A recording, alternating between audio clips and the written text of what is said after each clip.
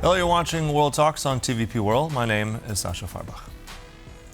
Now, Poland's skies were busy on Tuesday as dozens of NATO aircraft, from F-35 stealth fighters to surveillance, refueling, and electronic warfare planes, operated simultaneously across the country.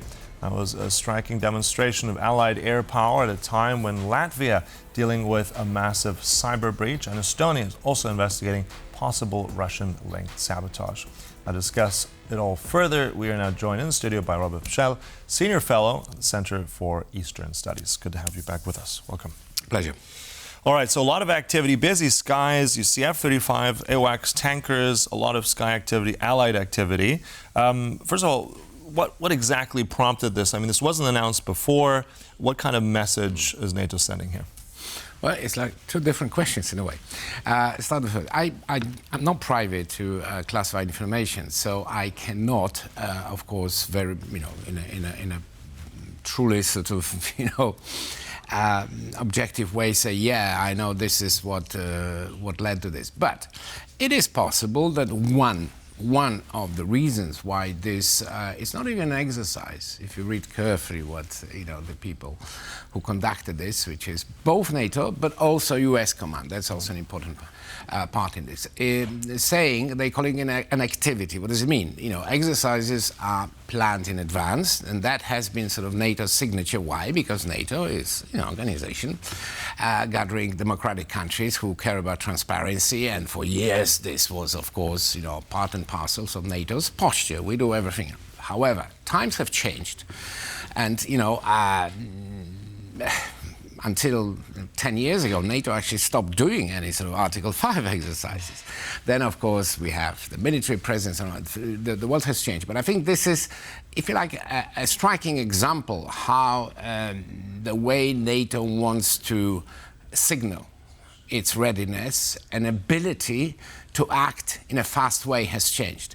That's impressive. That was, Russians, frankly, it's mainly for them, although not only, I guess, have been, they didn't know really how to react. I was amused to some extent by some people, commentaries in Poland and others saying, well, it's a bit messy, it's a bit chaotic. Well, that's actually the reason, my friend, because we want the potential adversary to be confused, to be sort of, really racking their brains what's happening. So to come back to the real reason, we've seen, and this is my, of course, hypothesis, we've seen various stories circulating in a usual way, which is we hear from good sources that there have been intelligence warnings, right, about a potential Russian provocation of a military nature, because the hybrid warfare, which we can talk about, is going on. It's been going on. That's we see different manifestations of it. But if you're talking about the military provocations of the sort of heavier type, that's something even more serious. That's what NATO's primary job is, to defend against that and to deter. So maybe, even though if you look closely what has been said in public, at least, that these intelligence warnings, I mean, if you look, well, somewhere between autumn this year and 2029, well, that's, it's a pretty long gap.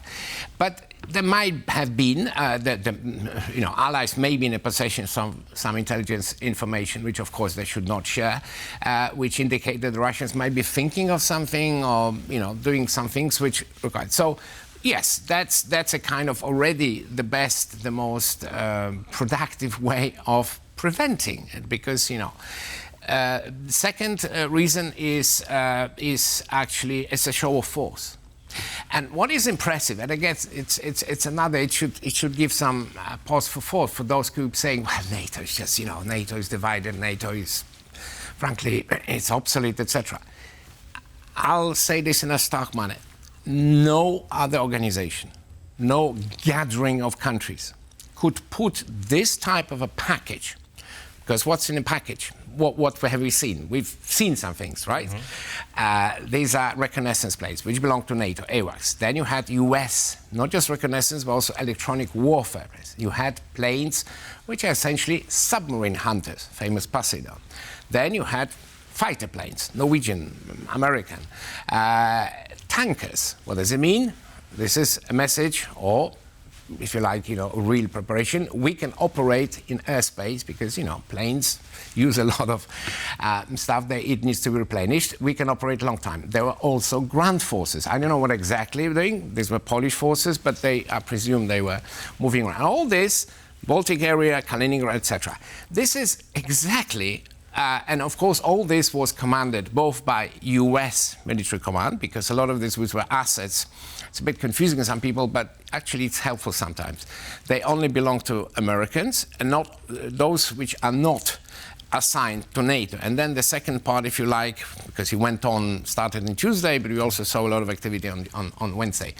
That was coordinated by, the NATO's air command. So we're seeing a lot of things which require assets, but also require coordination, require, the command facilities, capabilities, and the involvement of probably altogether, I guess, about, more than 10 NATO countries. That is exactly what NATO can do, which makes people in Moscow and a few other places sit up.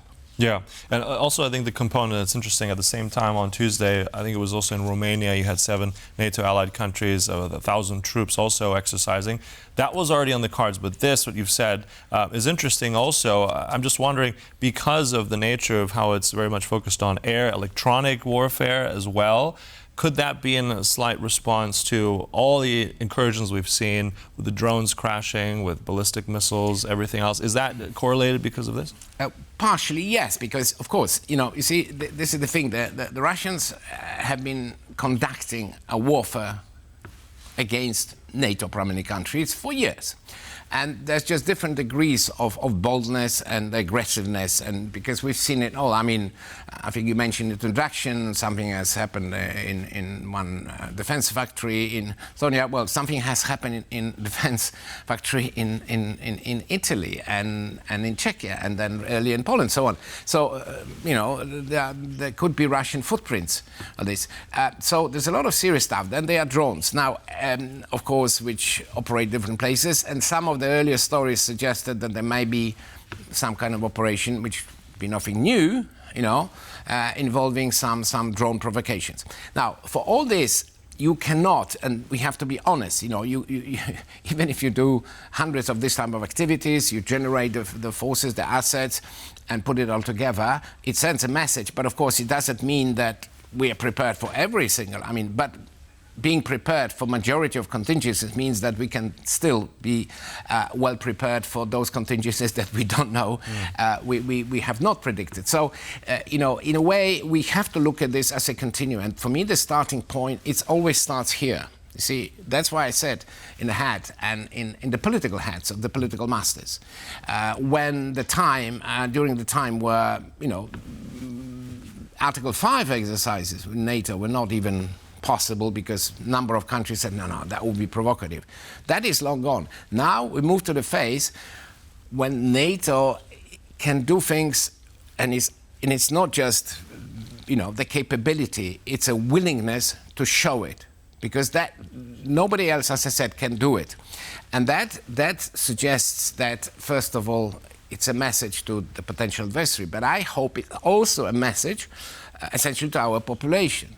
We do have, it's not a boast, we do have an advantage which comes from, having an alliance of so many countries. We do have an advantage in very concrete categories, planes, sophisticated technology, which, Russia simply does not have, or, doesn't mean that we should sort of say, oh, well, therefore we are untouchable and so on. No, on the contrary, we have to do more this kind of exercises and activities, and we have to be prepared to do more what might be called unconventional reactions to when it comes to the hybrid warfare, ranging from disinformation to sabotage and other things. Yeah, so an interesting point, as you said, not only just demonstrating that deterrence to potential adversaries, but also at the same time reassurance to the population across the alliance, right? So interesting stuff. Look, we'll have to close it there, but thanks so much for coming by. Pszczel there from the Center for Eastern Studies.